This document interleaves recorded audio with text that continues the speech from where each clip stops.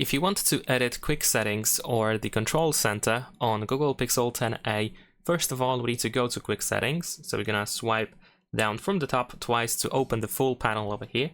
And then on the right side you should be able to find this pen button. So we're gonna tap on it, and now we should be able to edit these quick settings. You can easily remove anything that is added so far by just simply using this minus button in the upper right corner of the tile. Besides that, if you press and hold your finger on the tile, then you can adjust its size. We can grab by it and make it 2x1 or 1x1 by grabbing on by this right side.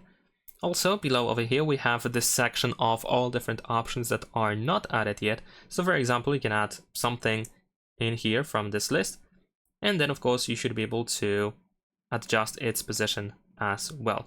We can move around things that are already added as well. And once you are done with these changes, you can simply use the arrow in the upper left corner.